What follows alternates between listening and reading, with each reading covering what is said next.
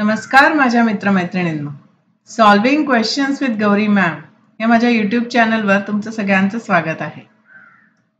सध्या आपण डॉक्टर होमी बाबा बाल वैज्ञानिक स्पर्धा या परीक्षेसाठी तयारी करतो आहोत.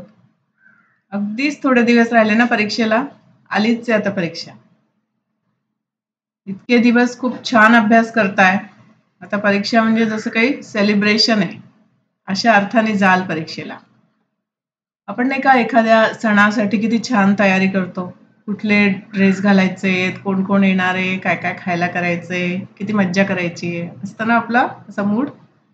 आणि ऐन सणाच्या दिवशी आपण हे सगळं करतो. तसंच आहे परीक्षेचं. सेम आहे बघा. इतके दिवस तयारी करताय, काय सिलेबस आहे, कसे क्वेश्चन्स विचारतील, क्वेश्चन सॉल्विंगची प्रॅक्टिस करा, कन्सेप्ट समजून घ्या, हेच सगळं करताय ना इतके दिवसापासून.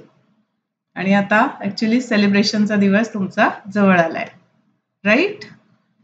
तर एकदम पॉझिटिव्हली परीक्षेला अपियर व्हाल आणि जे काही प्रश्न तुमच्या समोर असतील आलेले परीक्षेमध्ये एकदम पॉझिटिव्हली सॉल्व करा.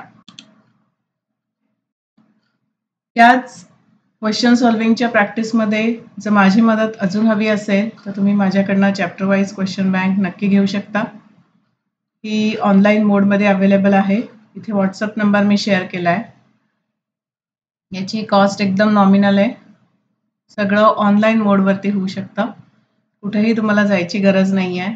आणि चॅनलवरती तुम्ही बघताच आहात की आपण नेहमी प्रश्न सोडवतोय, त्याच्यामुळे कन्सेप्ट क्लिअर होत आहेत.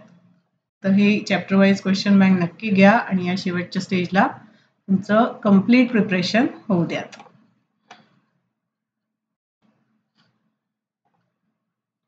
आजचा जो प्रश्न आहे तो आपण 2023च्या प्रश्नपत्रिकेतून घेतलेला आहे. जे बल निर्माण करण्यासाठी घर्षण बल लागते, पण जे बल निर्माण झाल्यावर दुरून सुद्धा इतर वस्तूंवर परिणाम करते असे बल म्हणजे स्नायुबल, यांत्रिक बल, विद्युत चुंबकीय बल का स्थितिक विद्युत बल. ठीक आहे. आपल्या नेहमीच्या पद्धतीप्रमाणे चारही पर्यायांबद्दल आपण एकदा रिवाइज करूया, जाणून घेऊया आणि मग आपण उत्तरापर्यंत पोहोचूया.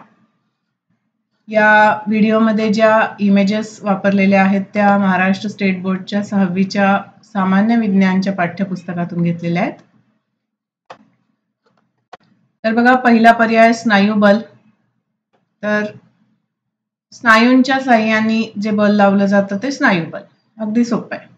म्हणजे आपण एखादी वस्तू उचलतो आहोत, ढकलतो आहोत, ओढतो आहोत, व्यायाम करतो आहोत, येतंय लक्षात, पळतो आहोत, यावेळेला सगळीकडे स्नायुबल वापरलं जाईल.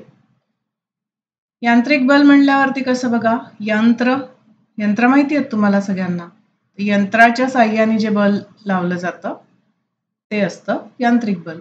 त्यात मिक्सर आहे किंवा अजून कुठलं यंत्र आहे, अजून सायकल आहे. सायकल हे यंत्र आहे. सायकलवर आपण स्नायुबल वापरतो आणि ती पुढे चालते, पण ती सायकल आहे. ठीक आहे. तर यांत्रिक बल हे यंत्राच्या साहाय्याचं असतं.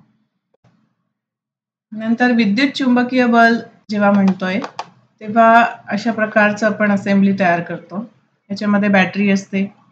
इकडे तांब्याची तार आपण एका लोखंडाच्या खिळ्याला गुंडाळतो आणि हे कनेक्शन कंप्लीट केल्यावरती यातनं विद्युत प्रवाह वाहतो, ज्याच्यामुळे या खिळ्यामध्ये थोड्या वेळासाठी विद्युत चुंबकीय बल तयार होतं.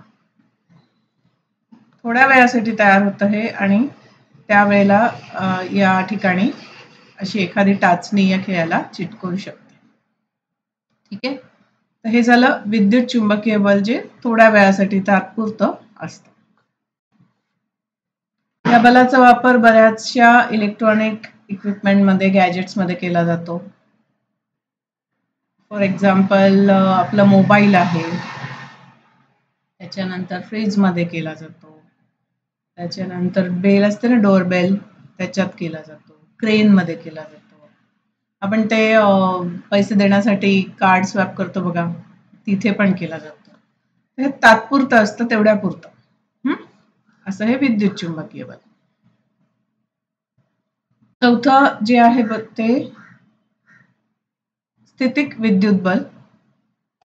हे घर्षणामुळे तयार होतं.